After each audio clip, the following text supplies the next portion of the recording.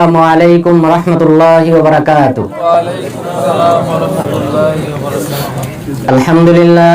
আলহামদুলিল্লাহি আহমাদুহু ওয়া আস্তাঈনুহু ওয়া আস্তাগফির ওয়া আস্তাহদি ওয়া উমিন বিহি ওয়া লা আকফুর ওয়া উআদি মান ইয়াকফুর ওয়া আশহাদু আল লা ইলাহা ইল্লাল্লাহু ওয়া আশহাদু আন্না মুহাম্মাদান আবদুহু ওয়া রাসূলুহু আল্লাযী আরসালাহু বিল হুদা ওয়া দীনিল হাক্কি ওয়ান নূরি ওয়াল মাউইযা আলা ফাতরাতিন মিনার রুসুল ওয়া কিল্লাতিন মিনাল ইলম ওয়া দালালাতিন মিনান নাস ওয়া ইনকিতাইন মিনাজ জামান ওয়া দুনুবিন মিনাস সাআ ওয়া কুরবিন মিনাল আজাল ওয়া মান ইউতি'ইল্লাহা ওয়া রাসূলাহু ফাকাদ রাশাদ ওয়া মান ইয়াসিহিমা ফাকাদ গাওয়া ওয়া ফারাতা ওয়া দাল্লা দালালান বাঈদা আম্মা বা'দ ফাআউযু বিল্লাহি মিনাশ শাইতানির রাজীম ওয়া ইন আহাদুম মিনাল মুশরিকিনা ইস্তাজারাকা ফাআজিরহু হাত্তা ইয়াসমা'a কালামাল্লাহ সুম্মা আবলিগহু মা'মানা। মদিনা ইসলামিক দাওয়া সেন্টারের প্রিয় ছাত্র ভাইরা, আমরা ধারাবাহিকভাবে যে বিষয় নিয়ে আলোচনা শুরু করেছি তা হলো ফিরকায়ে নাজিয়া সম্পর্কে আলোচনা করেছিলাম। নাজাতপ্রাপ্ত দল, যেই দলটি ৭৩ দলের মধ্যে জান্নাতি হবে এবং সেই জান্নাতি দলের যে 5টি বৈশিষ্ট্য রয়েছে সেই বৈশিষ্ট্য নিয়ে আমরা আলোচনা করেছিলাম। এরপর আমরা খাওয়ারেজদের সম্পর্কে আলোচনা শুরু করেছি। খাওয়ারেজদের মধ্য থেকে আমরা এক সপ্তাহে আলোচনা করেছিলাম তাদের যে মৌলিক আকীদা রয়েছে, যেই মৌলিক আকীদাগত ভাবে তারা সকলেই একমত, অর্থাৎ 30টি দল রয়েছে খাওয়ারেজদের, তারা সকলেই একমত। সেই আকীদা আলোচনা করেছিলাম, তাদের 13টি নাম সম্পর্কে আলোচনা করেছিলাম। এরপর আমরা যে বিষয়টি গত সপ্তাহে শুরু করেছি তা হলো হাদিসের আলোকে রাসূল সাল্লাল্লাহু আলাইহি ওয়াসাল্লাম যে সকল বৈশিষ্ট্য খাওয়ারেজদের উল্লেখ করেছেন সেই সকল বৈশিষ্ট্যের মধ্য থেকে আমরা 6টি বৈশিষ্ট্য নিয়ে আলোচনা করেছিলাম। তার মধ্যে প্রথমটি ছিল খাওয়ারেজরা হলো শাররুল খালকি ওয়াল খালিকা, তারা হলো জীবজন্তু এবং মানুষের মধ্যে সবচেয়ে নিকৃষ্ট সম্প্রদায়। পাশাপাশি আলী রাদিয়াল্লাহু আনহুকে যে ব্যক্তি হত্যা করবে সেই ব্যক্তিও নিকৃষ্ট সম্প্রদায়। আব্দুর রহমান বিন মুলজিম আল মুরাদি সেই ব্যক্তিও নিকৃষ্ট ব্যক্তি হিসেবে গণ্য। রাসূল সাল্লাল্লাহু আলাইহি ওয়াসাল্লাম ভবিষ্যৎবাণী করেছিলেন। এরপর পাশাপাশি এই খাওয়ারেজ সম্প্রদায় হলো আল্লাহ তাআলার নিকট রাগান্বিত সম্প্রদায়, যাদের উপর আল্লাহ তাআলা রাগান্বিত হয়েছেন, ক্রোধান্বিত হয়েছেন, যেমন ইহুদিদের উপর ক্রোধান্বিত হয়েছেন। এরপর তাদের বৈশিষ্ট্যের অন্যতম হলো তারা হলো জাহান্নামের কুকুর, সেই সম্পর্কে অনেকগুলি হাদিস বর্ণিত হয়েছে।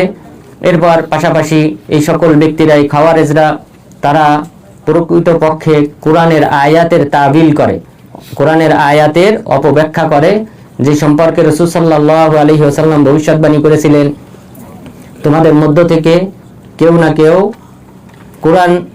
কোরআনের অপব্যাখ্যা করার কারণে তাদের বিরুদ্ধে যুদ্ধ করবে, যেমন ভাবে আমি যুদ্ধ করেছি কোরআন অবতীর্ণ হওয়ার কারণে। কোরআন অবতীর্ণ হওয়ার পর মক্কার মুশরিকরা যেভাবে অস্বীকার করেছিল, সেই অস্বীকার করার কারণে এটার প্রতি ঈমান আনয়ন করার জন্য আমি যেভাবে কাফেরদের বিরুদ্ধে যুদ্ধ করেছি, মুশরিকদের বিরুদ্ধে যুদ্ধ করেছি, তোমাদের মধ্য থেকে কেউ না কেউ তথা আলী রাদিয়াল্লাহু আনহু তিনি যুদ্ধ করবেন কোরআনের আয়াত অপব্যাখ্যা করার কারণে। তাহলে খাওয়ারেজদের অন্যতম এই বৈশিষ্ট্য সম্পর্কে আমরা ইতিমধ্যে আলোচনা শেষ করেছি।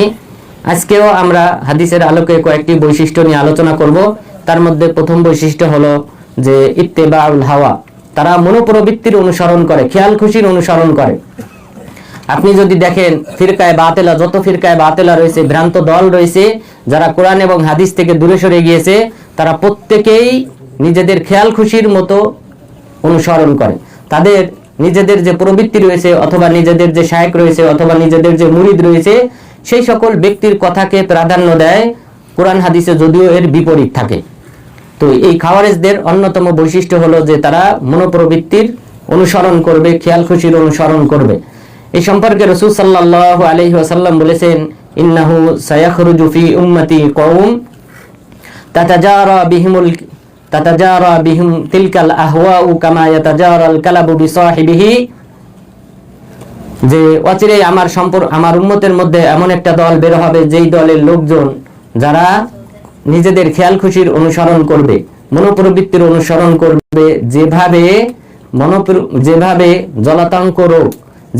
জলাতঙ্ক রোগ এই রোগীর মধ্যে যেভাবে তার প্রতিটি শিরায় উপশিরায় ছড়িয়ে পড়ে, ঠিক অনুরূপ ভাবে তাদেরও প্রতিটি শিরায় উপশিরায় তারা তাদের খেয়াল খুশির অনুসরণ করবে। অর্থাৎ আমাদের চলাফেরা, উঠা বসা, আখলাক, কথাবার্তা সবকিছু হবে কোরআন হাদিস সম্মত। কোরআন এবং হাদিসে আমাদেরকে যেভাবে চলাফেরা করতে বলা হয়েছে, রাসূল সাল্লাল্লাহু আলাইহি ওয়াসাল্লাম দ্রুত গতিতে হাঁটতেন। ওমর ইবনুল খাত্তাব রাদিয়াল্লাহু আনহু যখন এক যুবককে দেখলেন ধীরে ধীরে হাঁটতেছে, তখন বললেন, তুমি যদি মদিনার অধিবাসী হতে তাহলে ডুররা দিয়ে তোমাকে আমি সোজা করতাম। তার মানে হাঁটার ক্ষেত্রে রাসূল সাল্লাল্লাহু আলাইহি ওয়াসাল্লাম যে আদর্শ দিয়েছেন সেই আদর্শ ফলো করতে হবে, এবং সেটাই সাহাবাগণ বাস্তবায়ন করার চেষ্টা করেছেন। তো এইভাবে প্রতিটি ক্ষেত্রে সালমান ফারিসি রাদিয়াল্লাহু আনহুকে মানুষটি কাফেররা, মক্কার মুশরিকরা তারা তিরস্কার করে তাকে বলতো যে তোমাদের নবী তো তোমাদেরকে শিক্ষা দিয়েছেন হাত্তাল খিরাআ, যে তোমাদেরকে তো সব ছোটখাটো সব বিষয় তোমাদেরকে শিক্ষা দেয়। তখন তিনি বললেন, হ্যাঁ, আমাদের নবী তিনি আমাদের প্রতিটা বিষয় শিক্ষা দান করেন, এমনকি হাত্তাল খিরাআ, কিভাবে শৌচকার্য করতে হবে সেটাও আমাদের নবী আমাদেরকে শিক্ষা দিয়েছেন। তো সুতরাং প্রতিটা ক্ষেত্রে কোরআন এবং হাদিসের দলিল যেভাবে আছে আমাদেরকে সেভাবেই ফলো করতে হবে। কিন্তু খাওয়ারেজদের বৈশিষ্ট্য হলো যে তাদের প্রতিটি শিরায়, উপশিরায়, রন্ধ্রে রন্ধ্রে জলাতঙ্ক রোগ যেভাবে ছড়িয়ে পড়ে ঠিক সেভাবেই তারা প্রবৃত্তির অনুসরণ করবে, তারা কোরআন হাদিসের অনুসরণ করবে না, খেয়াল খুশির অনুসরণ করবে। এই পয়েন্টে আপনি যদি লক্ষ্য করেন, প্রতিটি ফিরকায় বাতিলা যে সকল ব্যক্তিরা রয়েছে বা ভ্রান্ত ব্যক্তি যারা রয়েছে, যারা বিদআতের উপর প্রতিষ্ঠিত, তাদেরকে আপনি যদি যাচাই করেন শুধুমাত্র এই একটা পয়েন্ট দিয়ে, তাহলে দেখবেন তাদের এটাই হলো সবচেয়ে বড় দোষ, সবচেয়ে বড় অপরাধ, যে তারা নিজেদের খেয়াল খুশির অনুসরণ করে। তারা তাদের আমলটাকে কোরআন এবং হাদিসের সাথে মিলিয়ে দেখে না। এই পয়েন্টে যদি আপনি মানুষকে জিজ্ঞাসা করেন আল্লাহ তাআলা আরশের উপরে রয়েছেন, দেখবেন অনেকেই বলে যে না, আল্লাহ তাআলা সর্বত্র বিরাজমান। সে সর্বত্র বিরাজমান কথাটা কেন বলে? তার নিজের প্রবৃত্তিকে সে প্রাধান্য দেয়, নিজের পুরো খেয়াল খুশিকে প্রাধান্য দেয়। মহান রব্বুল আলামিন বলেছেন, আর রহমানু আলাল আরশি ইস্তাওয়া, আল্লাহ তাআলা আরশে আজিমের উপর রয়েছেন। তাহলে আল্লাহ তাআলা নিজে বলতেছেন আমি আরশে আজিমে আছি, তাহলে এখানে কিভাবে অন্য ব্যক্তি এসে বলে যে আল্লাহ তাআলা সর্বত্র বিরাজমান? তার মানে সে তার নিজের খেয়াল খুশিকে, মনকে প্রাধান্য দেয়, সে মনোপ্রবৃত্তিকে সে প্রাধান্য দেয়, খেয়াল খুশিকে প্রাধান্য দেয়, এই কারণে সে এই জাতীয় কথা বলে। তাহলে এইভাবে আমরা যদি প্রতিটা আকীদা, প্রতিটি বিশ্বাস, প্রতিটি আমল যাচাই করি, তাহলে দেখা যাবে যে অধিকাংশ ফিরকায় বাতিলা ভ্রান্ত দল যারা রয়েছে, পাশাপাশি খাওয়ারেজরা, তারাও এই মনোপ্রবৃত্তির অনুসরণ করে, খেয়াল খুশির অনুসরণ করে।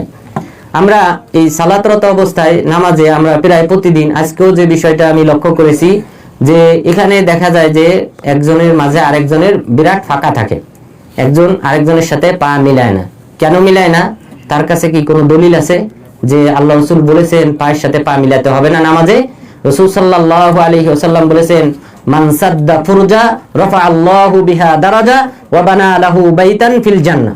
যদি কোনো ব্যক্তি কাতারের ফাঁক বন্ধ করে, তাহলে আল্লাহ তাআলা তার মর্যাদা বৃদ্ধি করবেন এবং জান্নাতে একটা প্রাসাদ নির্মাণ করবেন।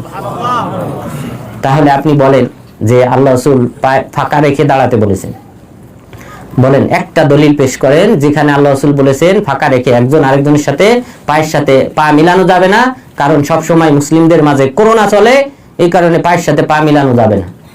কোনো প্রকার দলিল নেই, কিন্তু তবুও কেন করে? কারণ প্রবৃত্তির অনুসরণ করে, সে নিজের খেয়াল খুশির অনুসরণ করে।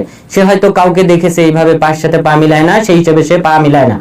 তো এই যে আমাদেরকে এই যে কোরআন এবং হাদিসের যে সকল আমল রয়েছে, আহকাম রয়েছে, সেগুলি অবশ্যই কোরআন এবং হাদিস থেকে আমাদেরকে যাচাই করে আমল করতে হবে।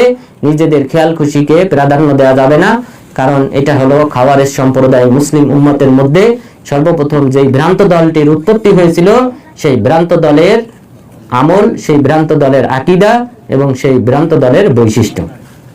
তাহলে প্রথম পয়েন্টে আমরা জানলাম যে খেয়াল খুশির অনুসরণ করা যাবে না। নাজাতপ্রাপ্ত দলের ক্ষেত্রে আমরা বলেছিলাম যে কোরআন হাদিসকে প্রাধান্য দিতে হবে, পাশাপাশি কোরআন হাদিস বুঝতে হবে সাহাবাগণ যেভাবে বুঝেছেন, তাহলেই তারা হলো নাজাতপ্রাপ্ত। এর বাহিরে যে ব্যক্তি খেয়াল খুশির অনুসরণ করবে সেই হলো ভ্রান্ত দলের অন্তর্ভুক্ত, যেমনটা রাসূল সাল্লাল্লাহু আলাইহি ওয়াসাল্লাম উপমা হিসেবে উল্লেখ করেছেন।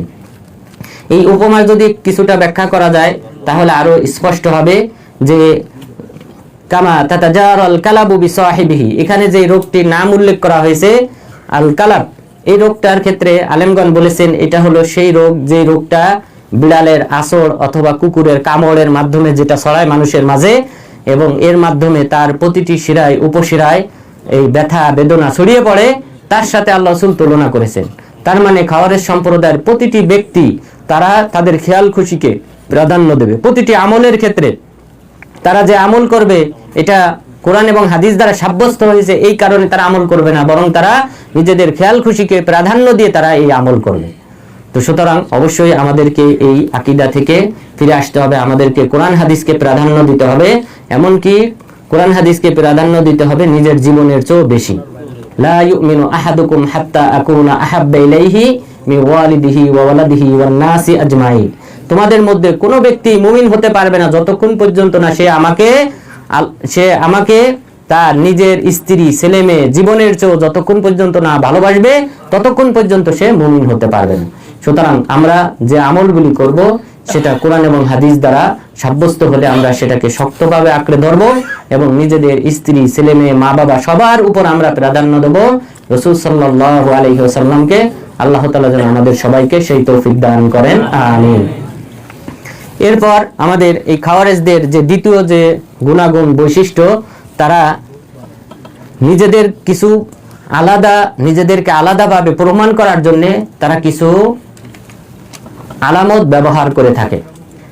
খাওয়ারেজদের চেনার কিছু আলামত রয়েছে, তারা নিজেদেরকে অন্য মানুষ থেকে, অন্য মুসলিমদের থেকে আলাদাভাবে প্রমাণ করার জন্য তারা নিজেরা কিছু কিছু আলামত নিজেদের ক্ষেত্রে চয়ন করে রাখে, নিজেদের ক্ষেত্রে তারা ব্যবহার করে থাকে। এই সম্পর্কে রাসূল সাল্লাল্লাহু আলাইহি ওয়াসাল্লাম বললেন যে আমার উম্মতের মধ্যে অচিরেই এমন একটি দল বের হবে, ইয়াকরাউনাল কুরআন লা ইজাবিজু হানাজিরাহুম, কোরআন পাঠ করবে, তাদের কণ্ঠনালী নিচে নামবে না, অর্থাৎ মুখে তারা তেলাওয়াত করবে কিন্তু কোরআন এবং হাদিসে যেভাবে রয়েছে সেভাবে তারা আমল করবে না, শুধু মুখে মুখে তারা এই কথাগুলি বলবে, বাস্তবতার ক্ষেত্রে তারা শূন্য হবে। এরপর রাসূল সাল্লাল্লাহু আলাইহি ওয়াসাল্লামকে সাহাবাগণ জিজ্ঞাসা করলেন, ওয়ামা সিমাহুম, হে আল্লাহর রাসূল এই সকল ব্যক্তিদের আলামত কি, তাদেরকে আমরা কিভাবে চিনব? তখন তিনি বললেন, আত-তাহলিক আবিত তাসবিক, তাদেরকে চেনার উপায় হলো আত-তাহলিক, তারা চুল হালাক করবে, চুল মুন্ডন করা অবস্থায় থাকবে। তাহলে খাওয়ারেজদের অন্যতম একটা বৈশিষ্ট্য হলো যে তারা চুল মুন্ডন করবে। তো আলী রাদিয়াল্লাহু আনহুর সাথে যেই খাওয়ারেজরা যুদ্ধ করেছিল সেই খাওয়ারেজদের মধ্যে এই বৈশিষ্ট্যটা ছিল, তাদের মধ্যে অধিকাংশই কোরআনের হাফেজ ছিল এবং কোরআন বেশি বেশি পাঠ করত, রাত জেগে তাহাজ্জুদের সালাত আদায় করত, এইভাবে ইবাদত করত এবং তাদের মধ্যে অনেকেই ছিল চুল কর্তন করা অবস্থায়। অর্থাৎ এটা তারা ওই সময় আলামত হিসেবে গ্রহণ করেছিল যে আমরা যারা খাওয়ারেজ রয়েছি, আমরা যারা এই আকীদা পোষণ করি, আমাদের আলামত হবে যে আমাদের চুল হালাক করা অবস্থায় থাকবে, মুন্ডন করা অবস্থায় থাকবে, যেন আমরা দুনিয়া বিমুখ মানুষ হিসেবে, আলামত হিসেবে তারা এই আমলটা করত। তাহলে রাসূল সাল্লাল্লাহু আলাইহি ওয়াসাল্লাম খাওয়ারেজদের চেনার এই আলামতের কথা উল্লেখ করেছেন। সেই আলামতটা 37 হিজরিতে যে খাওয়ারেজদের বিরুদ্ধে আলী রাদিয়াল্লাহু আনহু যুদ্ধ করেছিলেন সেই খাওয়ারেজদের মধ্যে এই আলামত ছিল। আপনি যদি এই পয়েন্টটাও অন্যান্য ফিরকায়ে বাতিলার ক্ষেত্রে যাচাই করেন তাহলে দেখবেন অন্যান্য ভ্রান্ত দল যারা রয়েছে প্রত্যেকের আলাদা আলাদা কিছু ভূষণ রয়েছে, আলাদা আলাদা কিছু চিহ্ন, তারা আলামত তারা ব্যবহার করে যার মাধ্যমে বোঝা যায় এটা তাদের দ্বীনি ভাই। যেমন অনেকেই পাঁচকলি ব্যবহার করে, তো এটা মূলত এই যে আলামত ব্যবহার করা, চিহ্ন ব্যবহার করাটা, এই চিহ্নটা এটা কিন্তু শিয়াদের মাধ্যমে এসেছে। আমাদের দেশের কিছু আলেম আমরা অনেকেই শুনেছিলাম যে ডক্টর মুজাফফর বিন মুহসিন তিনি একটা কথা বলেছিলেন যে পাঁচকলি ব্যবহার করা শিয়াদের সাথে সম্পৃক্ত, কিন্তু ওনার এই কথার প্রত্যুত্তরে কিছু কিছু আলেম বলেছিলেন যে আমি অনেক ঘাটাঘাটির পরও আমি পাই নাই যে শিয়াদের এরকম কোনো আলামত আছে। আসলে মূলত শিয়ারা দাওলা সফাবিয়া যেটা ইরানে প্রতিষ্ঠিত হয়, সেই দাওলা সফাবিয়া যখন প্রতিষ্ঠিত হয়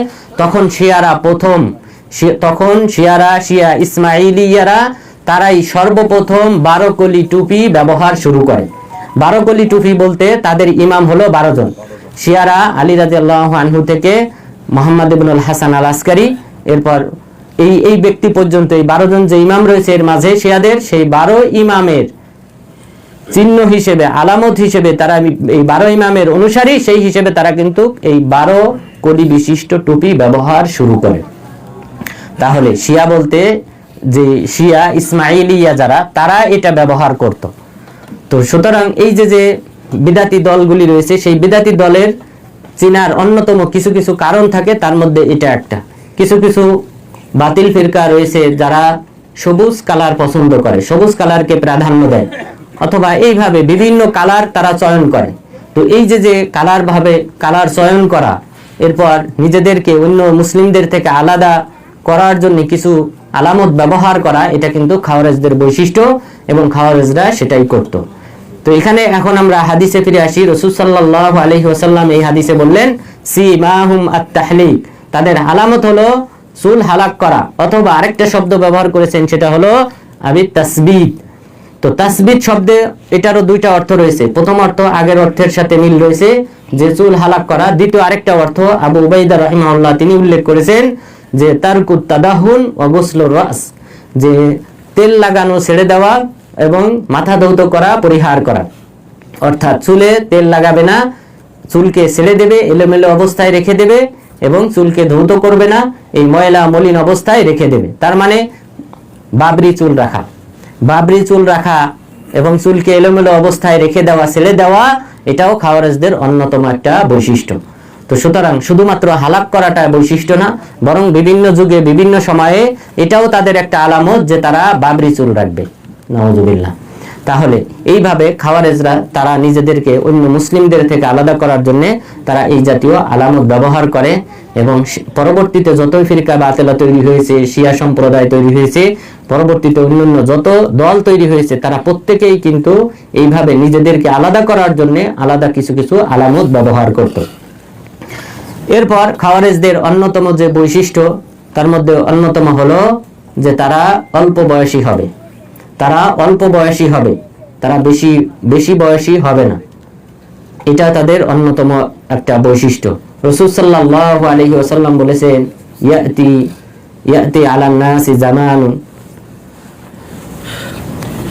কওমুন ফীহিম হুদাসাউল আসনান সুফাহাউল আহলাম ইয়াকুলুনা মিন কওলি খায়রিল বারিয়া, যে এমন কিছু দল আসবে, এমন কিছু লোক তৈরি হবে আমার এই উম্মতের মধ্যে, যেই লোকরা তারা হবে অল্প বয়সী। হুদাসাউল আসনান, তাদের বয়স কম হবে। তাহলে খাওয়ারেজ সম্প্রদায়ের লোকজনের এরা অধিকাংশই কম বয়সী, বয়সের দিক থেকে তারা কম। এবং আমরা যদি দেখি আলী রাদিয়াল্লাহু আনহুর যুগের যারা বের হয়েছিল, তারা অধিকাংশই কিন্তু কম বয়সী ছিল, তারা যুবক টাইপের ছিল। তাহলে যুবক টাইপের মধ্যেই খাওয়ারেজদের আকীদা পোষণকারী ব্যক্তিদের সংখ্যা বেশি হবে। আমাদের দেশেও যে সকল ব্যক্তিরা চরমপন্থী, যে তারা মারো কাটো হত্যা করো, সরকার কাফের, অমুক এই সেই, এইভাবে যে সকল ব্যক্তিরা ফতোয়া দেয়, তারা অধিকাংশই দেখবেন অল্প বয়সী। তো আমাদের দেশেও এক সময় কিন্তু এই কিছু কিছু এই জাতীয় ব্যক্তি তৈরি হয়েছিল, যারা জ্বালাও পোড়াও এই কথায় বিশ্বাসী ছিল, এবং তাদেরকে যদি আপনি যাচাই বাছাই করেন, দেখবেন তারাও কিন্তু অল্প বয়সী। তো রাসূল সাল্লাল্লাহু আলাইহি ওয়াসাল্লাম বলেছেন হুদাসাউল আসনান, এদের অন্যতম আলামত হলো, এদের অন্যতম বৈশিষ্ট্য হলো যে তারা হবে অল্প বয়সী। আলী রাদিয়াল্লাহু আনহুর সময় যারা খাওয়ারেজরা বের হয়েছিল, সেই সকল ব্যক্তিদের মধ্যেও এরকম পূর্ণবয়স্ক ব্যক্তির সংখ্যা কম ছিল। তো সুতরাং খাওয়ারেজদের অন্যতম এটা একটা বৈশিষ্ট্য। এরপর তাদের অন্যতম আরেকটি বৈশিষ্ট্য হলো তারা কম বুদ্ধির হবে। যেহেতু বয়স কম, অবশ্যই বুদ্ধির দিক থেকেও তারা, জ্ঞানের দিক থেকেও তারা পিছিয়ে থাকবে, ইলমের দিক থেকেও তারা পিছিয়ে থাকবে। এই কারণে রাসূল সাল্লাল্লাহু আলাইহি ওয়াসাল্লাম বলেছেন সুফাহাউল আহলাম, তাদের অন্যতম বৈশিষ্ট্য হলো যে তারা কম বুদ্ধির ব্যক্তি হবে। তাহলে তাদের মধ্যে জ্ঞানী ব্যক্তি কমই ছিল। আব্দুল্লাহ ইবনে আব্বাস রাদিয়াল্লাহু আনহু এই খাওয়ারেজদের যে 12,000 খাওয়ারেজ যারা বের হয়েছিল, যারা আলী রাদিয়াল্লাহু আনহু থেকে বের হয়ে গিয়ে তারা আব্দুল্লাহ ইবনে ওয়াহাব আর-রাসিবির হাতে বায়াত শুরু করেছিল, এই 12,000-এর সামনে আব্দুল্লাহ ইবনে আব্বাস রাদিয়াল্লাহু আনহু গেলেন। তিনি উত্তম পোশাক পরিধান করে তিনি গেলেন এবং যাওয়ার পর তাদের সাথে কথা বললেন। কথা বলার পর তিনি শুরুতেই যে কথা বলেছিলেন যে আলী রাদিয়াল্লাহু আনহুর সাথে যে সকল ব্যক্তিরা রয়েছে তারা হলো রাসূল সাল্লাল্লাহু আলাইহি ওয়াসাল্লামের সাহাবী।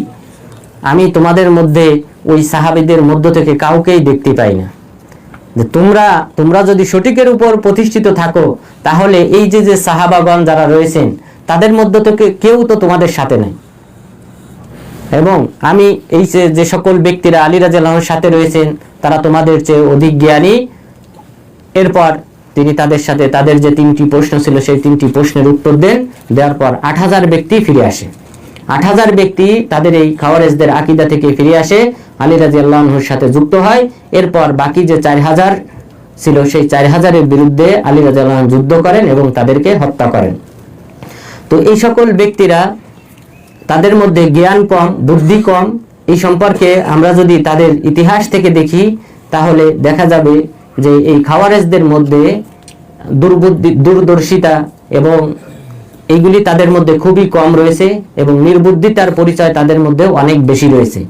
এই সম্পর্কে জিয়াদ ইবনে কুসাইব আল আদাবি রাহিমাহুল্লাহ তিনি বলেন যে আমি বসরাতে আব্দুল্লাহ ইবনে আমির রাদিয়াল্লাহু আনহু তিনি খুতবায় মিম্বারে ছিলেন, খুতবা দেওয়ার জন্য মিম্বারে উঠেছিলেন, আর আমার পাশে এই মিম্বারের নিচে বসা ছিলেন আবু বকর রাদিয়াল্লাহু আনহু। আবু বকর রাদিয়াল্লাহু আনহুর পাশে আমি বসা ছিলাম, আর আব্দুল্লাহ ইবনে আমির রাদিয়াল্লাহু আনহু তিনি বক্তব্য দেওয়ার জন্য মঞ্চে উঠেছিলেন, আর তার গায়ে ছিল পাতলা পোশাক। তো পাতলা পোশাক দেখে খাওয়ারেজদের মধ্য থেকে খাওয়ারেজদের নেতা এবং আবু মিরদাস বিলাল ইবনে উদাইয়া, এই খাওয়ারেজ এই ব্যক্তি সে বলে ফেলল, উনদুরু ইলা আমিরিনা হাদা আলাইহি লিবাসুল ফুসাক, যে তোমরা দেখো আমাদের এই আমির, অর্থাৎ আব্দুল্লাহ ইবনে আমির রাদিয়াল্লাহু আনহু তিনি ছিলেন বসরার গভর্নর, বসরা নগরীর গভর্নর ছিলেন, যে তোমরা দেখো আমাদের আমির তিনি ফাসিক ব্যক্তিদের, পাপাচার ব্যক্তিদের, কবিরা গুনাহকারীদের পোশাক পরে এসেছেন। তো চিন্তা করেন, এই সাহাবী আব্দুল্লাহ ইবনে আমির রাদিয়াল্লাহু আনহু তিনি হলেন সেই সাহাবী যেই সাহাবীকে ওসমান বিন আফফান রাদিয়াল্লাহু আনহু বসরার গভর্নর বানান। তিনি বসরার গভর্নর হওয়ার পর খোরাসান বিজয় করেন, বর্তমান যে ইরান, এই ইরান বিজয় করেন, এবং বর্তমান যে আফগানিস্তানের কাবুল রয়েছে এই আফগানিস্তানের রাজধানী কাবুল পর্যন্ত তিনি বিজয় করেন। সেই সাহাবীকে সে বলতেছে তিনি পুরুষ মানুষ, তিনি পাতলা পোশাক পরিধান করে এসেছেন, যেমন আমরা গেঞ্জি পরিধান করি। এখন কেউ যদি দেখে বলে যে এটা ফাসিকদের পোশাক, তাহলে কেমন হবে? তো আব্দুল্লাহ ইবনে আমির রাদিয়াল্লাহু আনহু তিনি এই পাতলা পোশাক পরিধান করে তিনি বক্তব্য দিলেন। এটা দেখে সে বলে দিল যে এটা হলো ফাসিকদের, পাপাচারদের, কবিরা গুনাহকারীদের পোশাক, নাউযুবিল্লাহ। তাহলে এটা হলো তার নির্বুদ্ধিতা, তাহলে কম বুদ্ধিতা। এখানে আবু বকর রাদিয়াল্লাহু আনহু ছিলেন, তিনি তো বলতে পারতেন, তিনি প্রতিবাদ করতে পারতেন, কিন্তু তিনি প্রতিবাদ না করে খাওয়ারেজদের সর্দার, লিডার এই ব্যক্তিকে হত্যা করা হয়েছিল 61 হিজরিতে। 61 হিজরিতে এই আবু মিরদাস বিলাল ইবনে উদাইয়া এই ব্যক্তিকে হত্যা করা হয়েছিল, এবং সে খাওয়ারেজদের লিডার ছিল, এবং প্রতিটি খাওয়ারেজদের যত দল তৈরি হয়েছে পরবর্তীতে সকলেই তাকে শ্রদ্ধা করত। তো সে এই এমন ব্যক্তি, এই খাওয়ারেজ, সে এই প্রতিবাদ করলো। এই প্রতিবাদ করার পর তখন আবু বকর রাদিয়াল্লাহু আনহু তিনি বললেন, উসকুত ফাইন্নী সামি'তু an-নাবিয়্য সাল্লাল্লাহু আলাইহি ওয়াসাল্লাম মান আহানা সুলতানাল্লাহি ফিল আরদ আহানাহুল্লাহ। যদি কোনো ব্যক্তি আল্লাহ তাআলার কোনো শাসককে, জমিনে আল্লাহ তাআলার কোনো শাসককে যদি কেউ লাঞ্ছিত করে, আল্লাহ তাআলা তাকে লাঞ্ছিত করবেন, তুমি চুপ থাকো। তাহলে আবু বকর রাদিয়াল্লাহু আনহু এই আবু মিরদাসকে চুপ থাকতে বললেন, এবং তাকে এই হাদিসটা শুনিয়ে দিলেন যে কোনো মুসলিম শাসককে যদি কেউ লাঞ্ছিত করে, আল্লাহ তাআলাও তাকে লাঞ্ছিত করবে, সুতরাং তুমি চুপ থাকো। তাহলে এই হাদিস থেকে এবং এই ঘটনা থেকে আমরা বুঝতে পারি যে খাওয়ারেজরা তারা কিন্তু নির্বুদ্ধি ব্যক্তি, তাদের মধ্যে বিচক্ষণতা, দূরদর্শিতা কম। যেহেতু তাদের বয়স কম হবে, সুতরাং বয়স যত বাড়বে মানুষের ভার বুদ্ধি তত বেশি বৃদ্ধি হয়। ইমাম নববী রাহিমাহুল্লাহ তিনি উল্লেখ করেছেন এই হাদিসের ব্যাখ্যায় যে মানুষের খিবরত যত বাড়বে, অভিজ্ঞতা যত বাড়বে, বয়স যত বাড়বে, ততই মানুষ আরো বিনয়ী হয়, এবং তার ইলম বাড়ার সাথে সাথে সে ততই আদর্শবান হয়। তো সুতরাং যাদের বয়স কম থাকে, খাওয়ারেজদের যে বৈশিষ্ট্য, তাদের বয়স কম হবে, সুতরাং তাদের নির্বুদ্ধিতা এবং কোরআন হাদিসের জ্ঞানও তাদের কম হবে। এরপর খাওয়ারেজদের অন্যতম একটা বৈশিষ্ট্য হলো যে তারা ইবাদতকারী হবে, এবং পাশাপাশি তারা নিজেদেরকে নিয়ে প্রাউড ফিল করবে, গর্ববোধ করবে। গর্ব অহংকার করা এটা খাওয়ারেজদের অন্যতম একটা বৈশিষ্ট্য।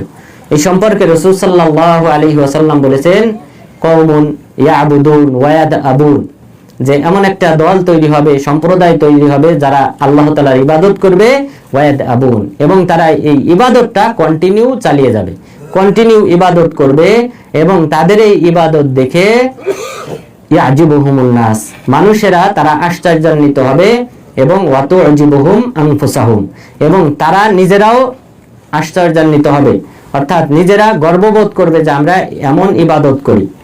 এবং পরবর্তীতে দেখা যায় যে খাওয়ারের সম্প্রদায় তারা প্রকৃতপক্ষে অনেক ইবাদতকারী ছিল, যে ইবাদত সাধারণ মুসলিমরা করতো না, তার চেয়ে বেশি তারা কোরআন তেলাওয়াত করত এবং রাত জেগে তাহাজ্জুদের সালাত আদায় করত, বেশি বেশি জিকির করত।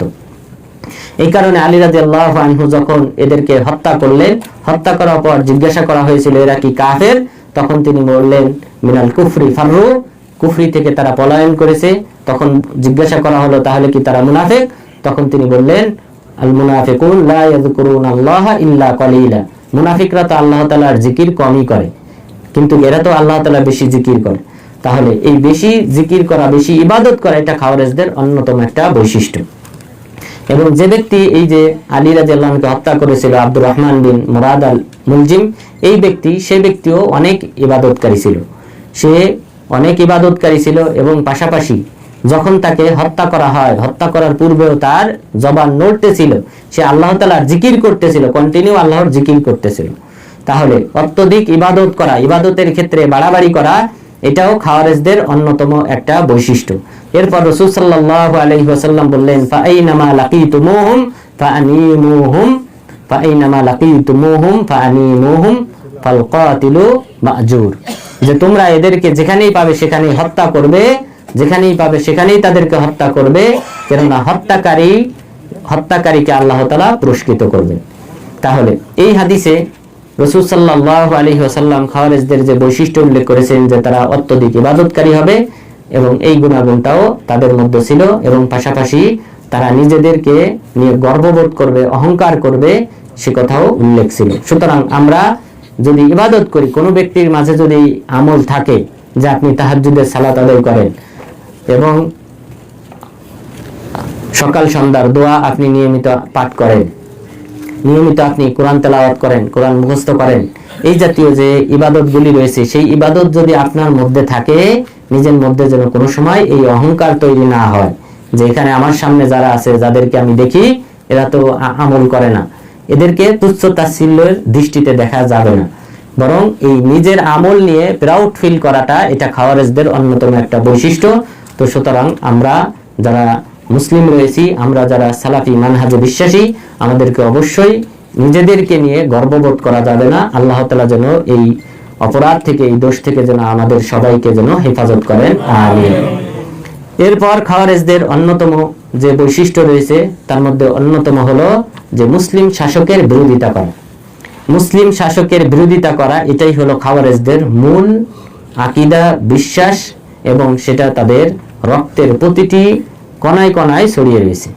তো খাওয়ারেজদের এই বৈশিষ্ট্যটা, এটা যদি আমরা শুরু থেকেই দেখি, খাওয়ারেজদের যে উৎপত্তি, সেই উৎপত্তির ক্ষেত্রে আমরা বলেছিলাম যে আকীদাগত ভাবে এই খাওয়ারেজ সম্প্রদায়ের উৎপত্তি হয়েছে রাসূল সাল্লাল্লাহু আলাইহি ওয়াসাল্লামের যুগে।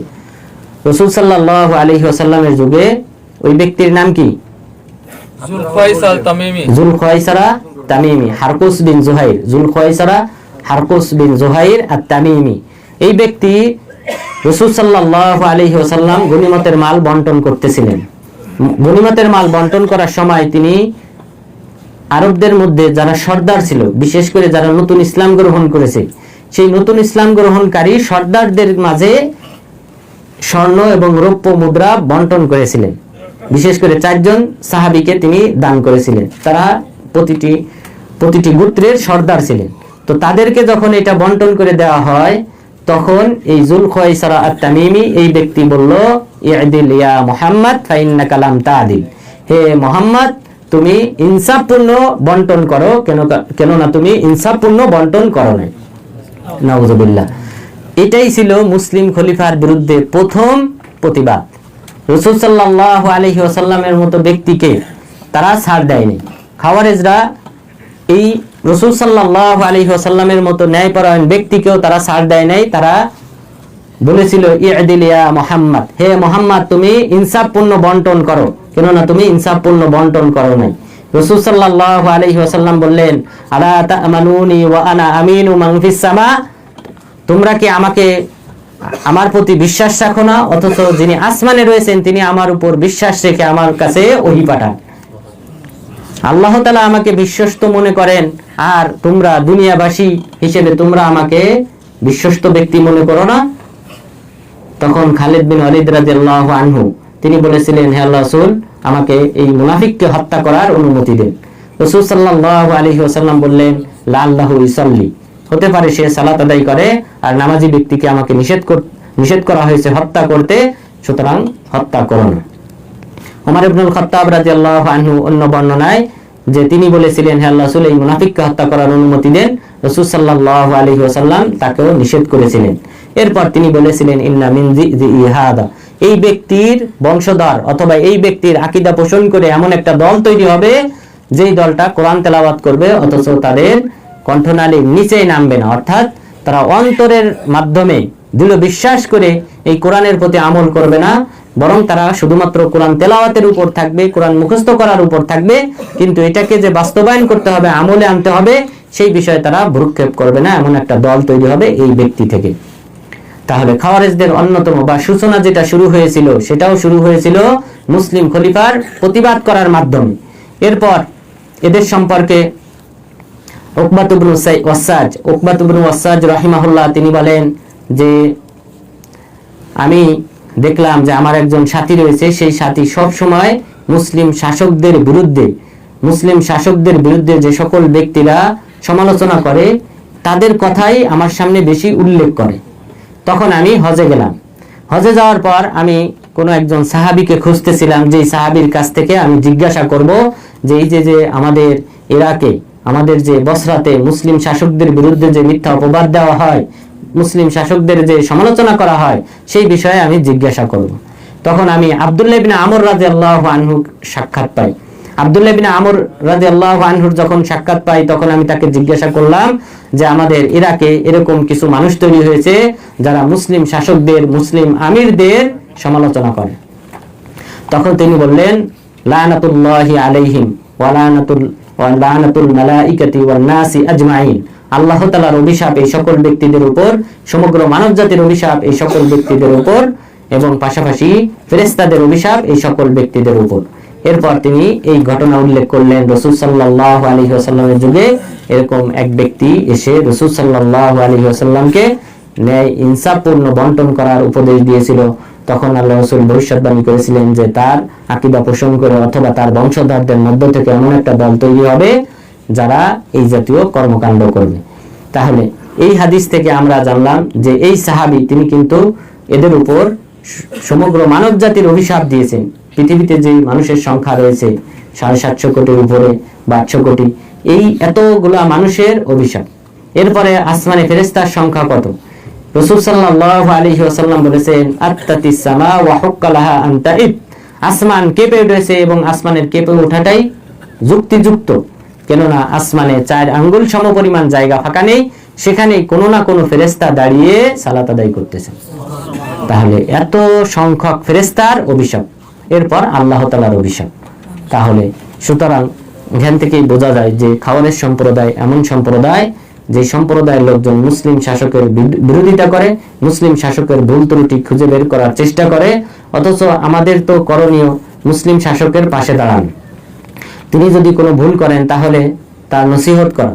আব্দুল্লাহ ইবনে আবি আওফা রাদিয়াল্লাহু আনহু তিনি বলেছিলেন যে তুমি তার বাড়িতে যাও, তুমি বাড়িতে গিয়ে তাকে পরামর্শ দাও, এটাই তো নিয়ম। সালাফদের নিয়মই হলো এটা। মুসলিম শাসক অপরাধ করেছেন, তিনি ভুল করেছেন, আপনি তার সম্পর্কে সমালোচনা এবং তার দোষ ত্রুটি সম্পর্কে জানতে পেরেছেন, আপনি তার কাছে যান, তাকে অবহিত করেন, কিন্তু আশেপাশে জনমত তৈরি করে তাকে এই শাসনভার থেকে দূরে সরিয়ে দেওয়া, এটা খাওয়ারেজদের বৈশিষ্ট্য। তাহলে খাওয়ারেজদের অন্যতম বৈশিষ্ট্য হলো মুসলিম শাসকের বিরোধিতা করা, এবং শুধুমাত্র বিরোধিতা না, এই খাওয়ারেজদের অন্যতম বৈশিষ্ট্য হলো মুসলিম শাসককে কাফের ফতোয়া দেওয়া। আপনারা জানেন আলী বিন আবি তালিব রাদিয়াল্লাহু আনহুকে এই খাওয়ারেজরা কাফের ফতোয়া দিয়েছিল। আলী রাদিয়াল্লাহু আনহুকে কাফের ফতোয়া দিয়েছিল তারা পাশাপাশি উসমান বিন আফফান রাদিয়াল্লাহু আনহুকে। এইভাবে যত মুসলিম খলিফা এসেছে প্রত্যেক মুসলিম খলিফাকেই তারা কাফের মনে করে এবং তাদের রক্তপাতকে বৈধ মনে করে এবং তাদের বিরুদ্ধে তারা যুদ্ধ করেছে। তো খাওয়ারেজদের অন্যতম বৈশিষ্ট্য হলো যে কাফের ফতোয়া দেওয়া, এবং এই কাফের ফতোয়া দেওয়ার সাথে সাথে তাদের আরেকটি বৈশিষ্ট্য হলো হত্যা করা। যেহেতু এই ব্যক্তি কাফের হয়ে গেছে, এখন কি করতে হবে? হত্যা করতে হবে, এটা তারা বৈধ মনে করে। এই সম্পর্কে রাসূল সাল্লাল্লাহু আলাইহি ওয়াসাল্লাম বলেছেন, ইয়াকতুলুনা আহলাল ইসলাম ওয়া ইয়াদাউনা আহলাল আওসান, যে খাওয়ারেজরা তারা মুসলিমদেরকে হত্যা করবে এবং মূর্তির পূজারীদেরকে পরিহার করবে। মূর্তির পূজারীদেরকে কিছু বলবে না, কাফের মুশরিককে তারা কিছু বলবে না, তারা হত্যা করবে মুসলিমদেরকে। এটা হলো খাওয়ারেজদের অন্যতম বৈশিষ্ট্য।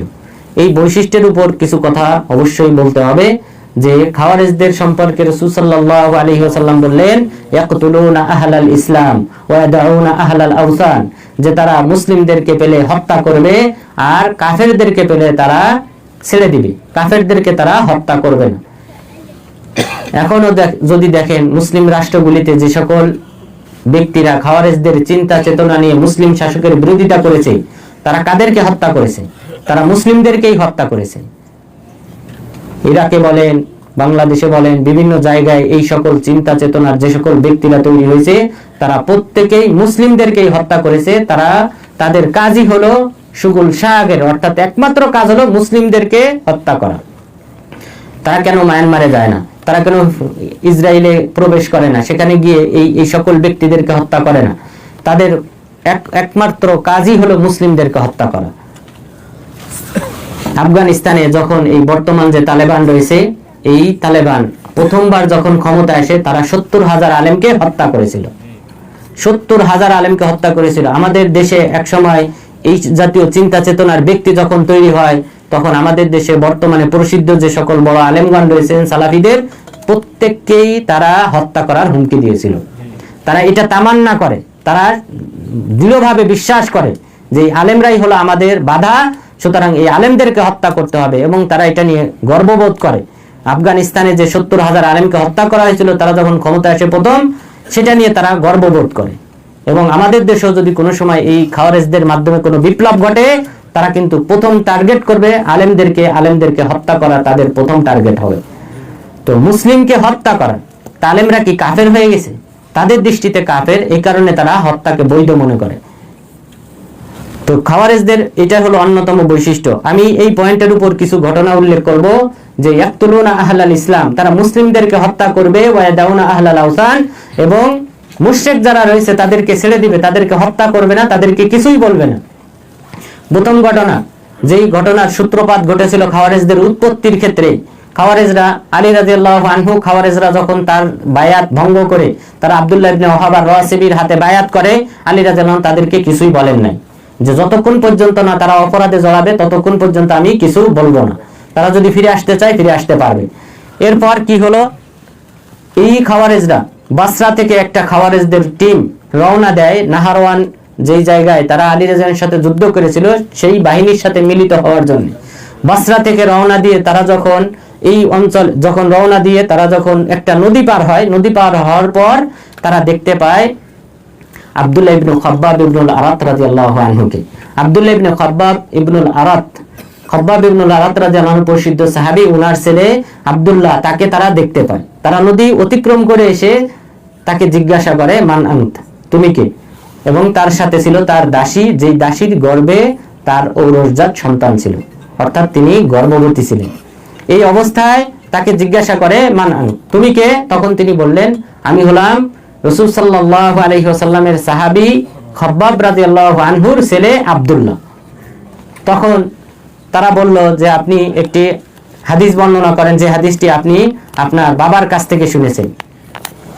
এই কথা বলার পর তখন তিনি হাদিস বর্ণনা করলেন যে ফিতনা সম্পর্কে, যেহেতু মুসলিমরা যে ফিতনার মধ্যে পতিত হয়েছে, তখন ফিতনার হাদিস স্মরণ করিয়ে দিলেন, আল কাঈদু ফিহা খায়রুম মিনাল কাঈম, যে এই ফিতনার সময় যে ব্যক্তি বসে থাকে সেই ব্যক্তি উত্তম দাঁড়িয়ে থাকা ব্যক্তির চেয়ে। ওয়াল কাইমু খায়রুম মিনাল মাশি, এবং যে ব্যক্তি দাঁড়িয়ে থাকে সেই ব্যক্তি উত্তম যে ব্যক্তি হেঁটে চলে সেই ব্যক্তির চেয়ে। ওয়াল মাশি খায়রুম মিনাস সাই, এবং ওই ফিতনার সময় যে ব্যক্তি দৌড়িয়ে চলে, ছুটে চলে, যানবাহন নিয়ে চলে সেই ব্যক্তির চেয়ে উত্তম হলো যে ব্যক্তি ধীরে ধীরে পায়ে হেঁটে চলে। এই ফিতনার এবং এরপরে পরের অংশ তিনি বললেন ফাকুন আব্দুল্লাহ আল মাকতুল ওয়ালা তাকুন আব্দুল্লাহ আল কাতিল, তুমি এই ফিতনার সময় যদি তোমাকে কেউ হত্যা করে তুমি নিহত হয়ে যাও, কিন্তু তোমার হাত দ্বারা যেন কোনো ব্যক্তি নিহত না হয়। এই কথা যখন বললো, এই হাদিস বলার পর তখন তারা কি করলো, এই আব্দুল্লাহ ইবনে খাব্বাব ইবনুল আরাত রাদিয়াল্লাহু আনহুকে তারা ওই নদীর তীরে নিয়ে যায়। নদীর তীরে নিয়ে তাকে জবহ করে ফেলে। আব্দুল্লাহ ইবনে খাব্বাব রাদিয়াল্লাহু আনহুকে হত্যা করে ফেলে। হত্যা করার পর এই রক্ত এই পানি নদীতে ভেসে যায়। ভেসে যাওয়ার পর তার যে দাসী ছিল, যেই দাসীর গর্ভে ওনার ঔরজাত সন্তান ছিল, সেই দাসীর পেট ফেড়ে বাচ্চা বের করে নদীতে ছুঁড়ে মারে। এইভাবে তাদেরকে হত্যা করে। এইভাবে হত্যা করার পর এই ঘটনার মাঝখানে আমি যেটা বলতে চাই, যে হাদিসে বলা হয়েছে ইয়াকতুলুনা আহলাল ইসলাম, তারা মুসলিমদেরকে হত্যা করবে, এই অংশটা আমরা পেলাম এই উদাহরণ থেকে। ওয়াদাউনা আহলাল আওসান, এবং মূর্তির পূজারীদেরকে, কাফেরদেরকে তার ছেড়ে দিবে। আমি সেই অংশটা এখন বর্ণনা করব। তখন এই যে আব্দুল্লাহ ইবনে খাব্বাব রাদিয়াল্লাহু আনহু, এই ব্যক্তির কাছ থেকে যখন তারা হাদিসটা শুনলো, হাদিসটা শোনার পর তাকে গ্রেফতার করে নিয়ে আসে। তারা একটা খেজুর গাছের নিচে বসে।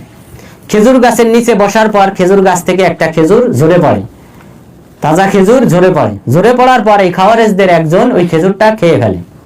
খেয়ে ফেলার পর তাদের মধ্য থেকে একজন বলতেছে বিগাইরি হিল্লিহা ওয়া বিগাইরি সামান, তুমি অনুমতি না নিয়ে এবং কোনো মূল্য পরিশোধ না করে খেজুরটা খেয়ে ফেলেছো।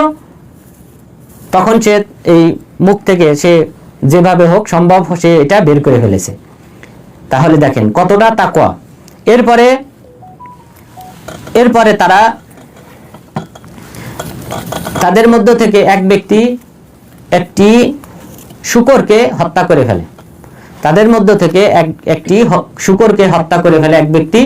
শূকরকে দেখার পর সে যখন হত্যা করে ফেললো শূকরকে, তখন তাদের মধ্য থেকে একজন বলল এই শূকরটা কোনো এক জিম্মি বলতে হয় মুসলিম ভূখণ্ডে যদি কোনো কাফের বসবাস করে, তো এটা কোনো এক কাফেরের, তো তুমি সেটা কিভাবে হত্যা করলে? তখন কি করলো, ওই কাফের ব্যক্তি যখন আসলো, ওই খ্রিস্টান, তিনি খ্রিস্টান ছিলেন, ওই খ্রিস্টান ব্যক্তি যখন আসলো তখন তাকে এই মূল্য পরিশোধ করে দিল। এই যে শূকরটা হত্যা করা হয়েছে সেই শূকরের মূল্য পরিশোধ করে ফেললো। এগুলা সব ঘটতেছিল আব্দুল্লাহ ইবনে খাব্বাব রাদিয়াল্লাহু আনহুর সামনে। যখন তিনি দেখলেন যে এতটা তাকওয়াবান, যে খেজুর ফেলে দিল, এরপরে শূকরের মূল্য পরিশোধ করে ফেললো একজন খ্রিস্টানের কাছে, তখন তিনি আশাবাদী হলেন। তখন তিনি বললেন যে তোমরা আমাকে নিরাপত্তা প্রদান করেছো এবং আমি আশা করি তোমরা আমাকে হত্যা করবে না, কেননা আমি মুসলিম। আমি যেদিন থেকে বালেগ হয়েছি সেদিন থেকে আমি কখনো সালাত পরিত্যাগ করি নাই এবং রমজান মাসে সিয়াম পরিহার করি নাই। এই কথা বলার পর তারপরে তারা ওই নদীর পাড়ে নিয়ে তাকে হত্যা করে ফেলে। তাহলে চিন্তা করেন, খ্রিস্টান ব্যক্তি সেই ব্যক্তির একটা শূকরকে হত্যা করেছে, নাপাক একটা প্রাণীকে হত্যা করেছে, সেটার মূল্য পরিশোধ করতে পারে, খেজুর মুখ থেকে ফেলে দিতে পারে, অথচ একজন সাহাবীকে তারা হত্যা করে। এইটার পর, এই ঘটনার পর আলী রাদিয়াল্লাহু আনহু তাদের বিরুদ্ধে যুদ্ধ করেন এবং তাদেরকে হত্যা করেন।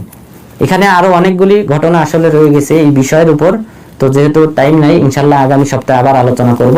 তাহলে আজকের আলোচনায় আমরা খাওয়ারেজদের কয়েকটি বৈশিষ্ট্য জানতে পারলাম, যে খাওয়ারেজরা তারা নিজেদের প্রবৃত্তির অনুসরণ করে, খেয়াল খুশির অনুসরণ করে, তারা কোরআন হাদিসকে প্রাধান্য দেয় না, বরং নিজেদের মন খেয়াল খুশি সেই অনুযায়ী, এবং শয়তান তাদেরকে যেভাবে পরিচালিত করে সেভাবেই তারা পরিচালিত হয়।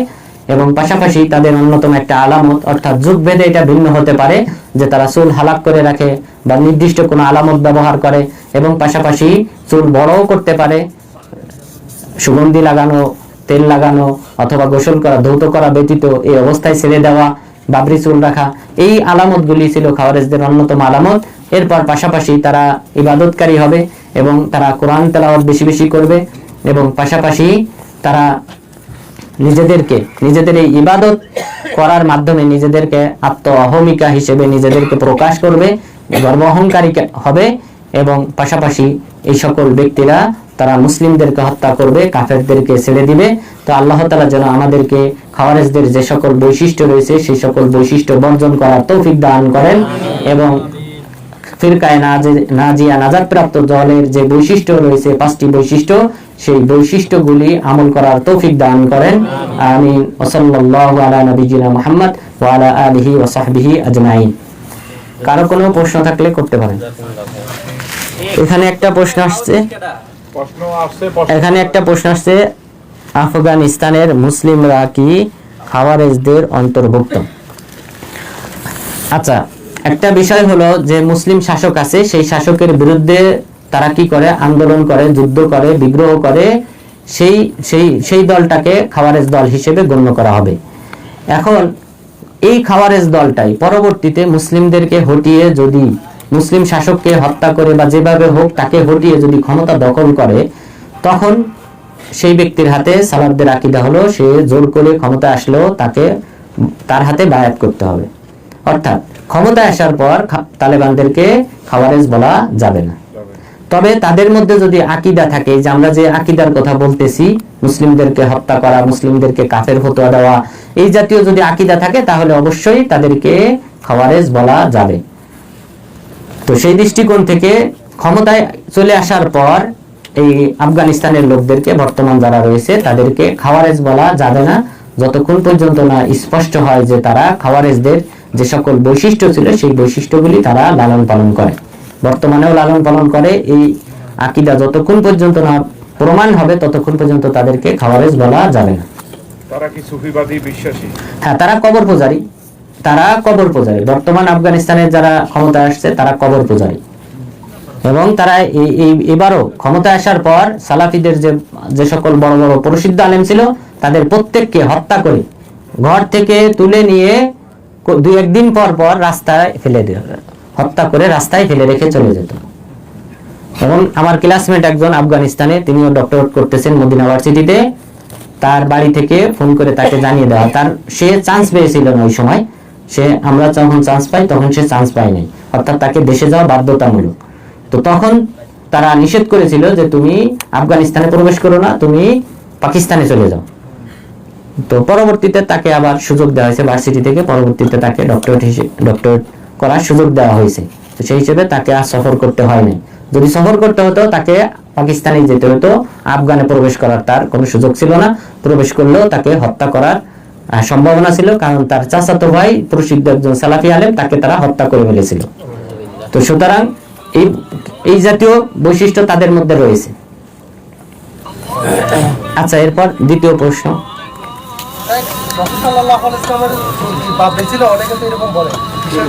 আচ্ছা, রাসূল সাল্লাল্লাহু আলাইহি ওয়াসাল্লামের চুল রাখার বিষয়টা হলো, এটাকে বলা হয় আদা মানে অভ্যাস। আরবদের যে অভ্যাস চুল বড় রাখা, এটা ওই সময় আরবদের অভ্যাস ছিল চুল বড় রাখা।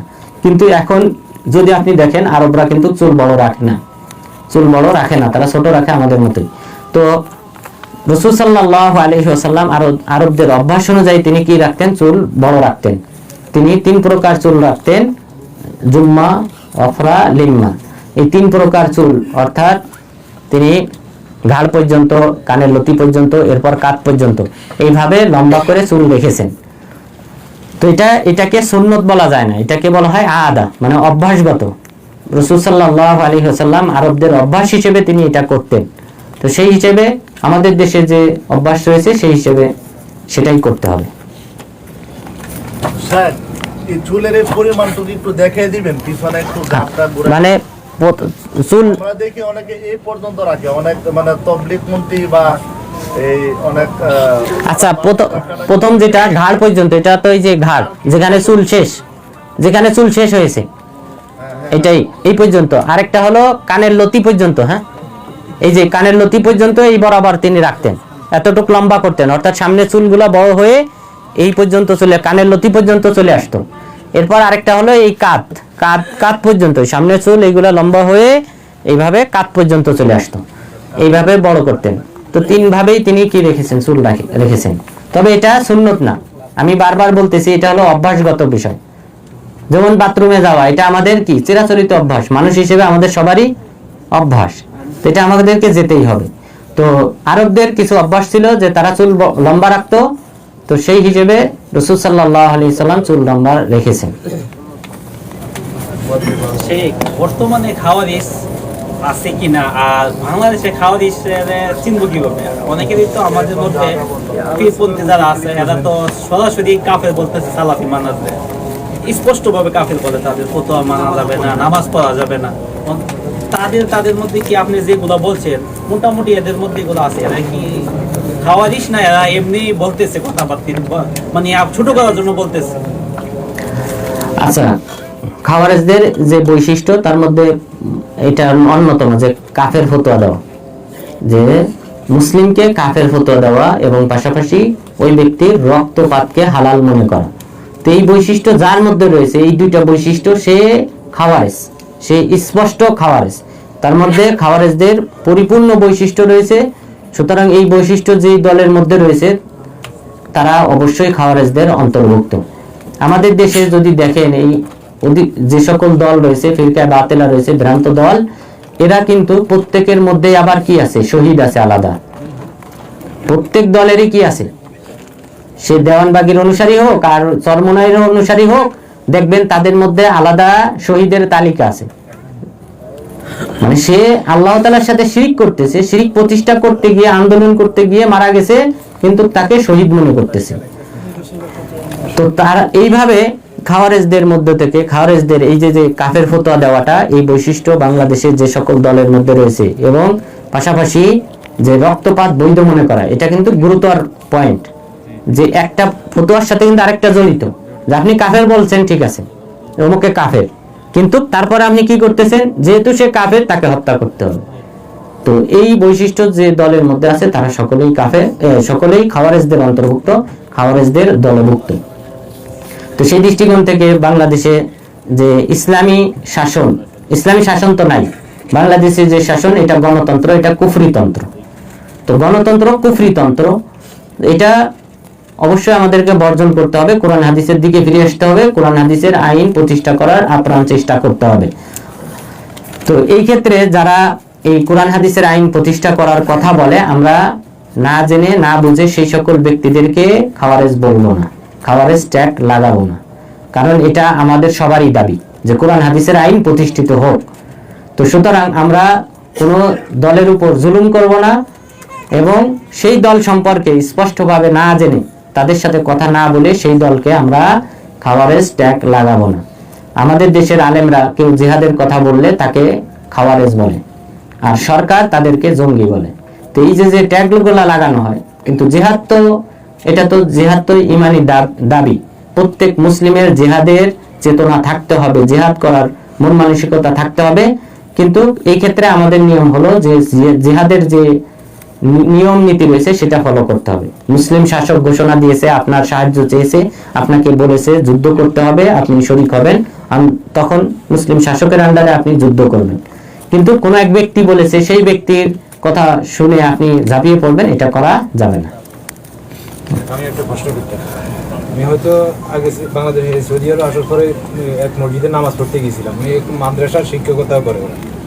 তো নামাজে দাঁড়াইছি, আপনি তো খালি রাখা যাবে না, কিন্তু আমি একা 5 মিনিট সাইডে হতে জামাতে দাঁড়াই, এখানে দেখছি খালি। আমি ইমাম সাহেবের হুজুরে এদিকে দাঁড়াইছি, কিন্তু উনি আর সরে নেই, আমি আর দাঁড়াইতে পারিনি, পিছনে দাঁড়াইছি। কিন্তু ওই মসজিদে আমি এক সময় নতুন যাই, ছুটিতে যাই, নামাজ পড়ছিলাম। আমি